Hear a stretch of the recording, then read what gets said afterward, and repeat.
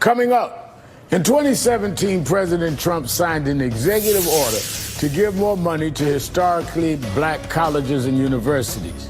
Yet to this day, many of those very schools are still struggling. We'll get a reality check from the president of one of those schools next. Last month, I was awarded an honorary degree at the commencement for Tennessee State University. I used it as an opportunity to say thank you to dozens of historically black colleges and universities that have given so much to the community.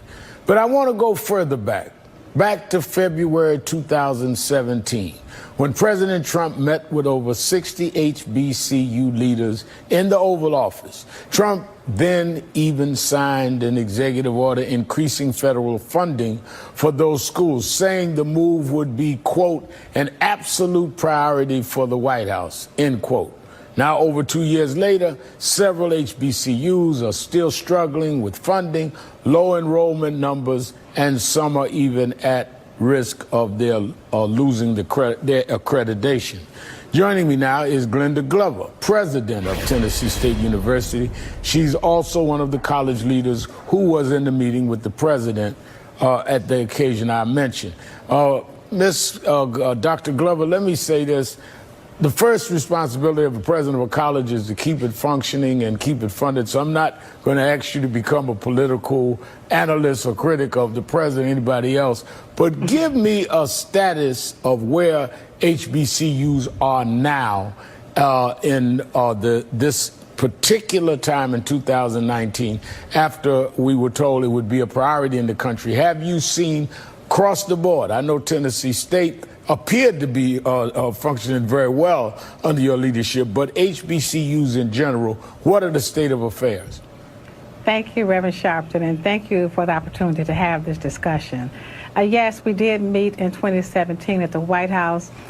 Since that time, a lot of emphasis has been placed on the president, a lot of emphasis placed on the White House, but the HBCU presidents generally meet with members of Congress. We know that's what a budget is. The Congress has a responsibility for getting the budget done. So many of us have formed our own individual relationship with members of Congress. We meet with the Congressional Black Caucus. We meet with the various departments, Department of Agriculture, Department of Energy. So we've gone a route whereby the model is not so much to depend on what's happening at the White House, but more about how we can set up relationships and partnerships with the various departments and then go from there and use our allies with UNCF, with Thurgood Marshall College Fund, with NAFIO to work with us as we move forward with the administration. Now, has there been a very serious increase in funds? I know there's a lot of attention. What Robert Smith did was absolutely put it front and center. In another way, the billionaire who said he was going to pay the student debts at Morehouse. But have you seen as much as you'd like to see in terms of increase in resources through all the various meetings and alliances that you're saying is being made? Well, there has been some increases, but more can be done, and we're looking for more and more to be done. But we're not just depending on the federal level. We have the state level, we have our alumni, we have the corporations and partnership and that we're forming partnerships and collaborations with. We're looking at various other revenue enhancement sources.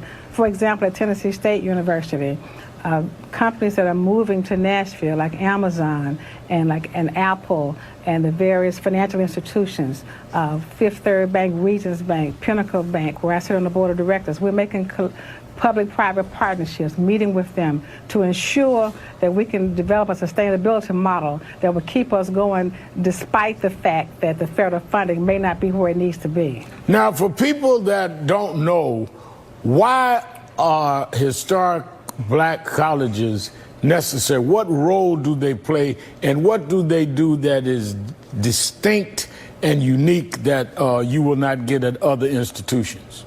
Well, historically black college universities were established after the Civil War to educate the newly freed slaves. And from there, many schools have gotten started, and we've grown and survived and thrived. And this country could not achieve its mission without the contributions of HBCUs.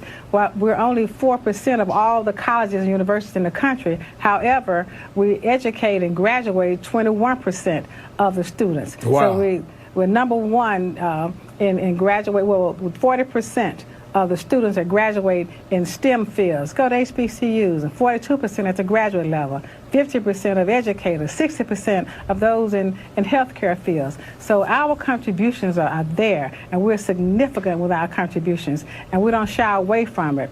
Our main problem is that we have to spend the first part of every conversation justifying who we are, defending why we exist, and trying to make others see the value of HBCUs. Now, no other institution has to do that but HBCUs. It's unfortunate that we have to do it that way, but that's where we are in America.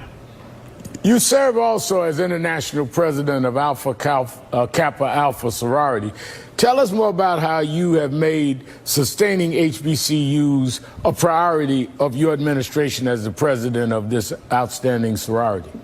Well, thank you. As president of AKA, I see, Tennessee State first, I see firsthand the financial needs of students, of the institutions. And so I was compelled as president to make one of the program targets how to ensure sustainability of HBCUs. They need funding, they need top quality students to attend HBCUs. That being the case, we made sure that on HBCU Day in October, we declared a day where we would raise money for HBCUs, and we raised $1.3 million in that one day just from the membership alone. And fast forward to Black History Month, we gave out $50,000 to 1/3 of the four-year black colleges because we want to make sure that the sustainability model is in place. That's $1.6 million that we gave to HBCUs on a chart to give out $10 million, to raise and distribute $10 million, to start an endowment at each four-year HBCUs, because endowments represent sustainability, and that's our call to action. The HBCU for life, a call to action. And that's black women standing up. People talk about do for self. Well, you couldn't get a better example than what AK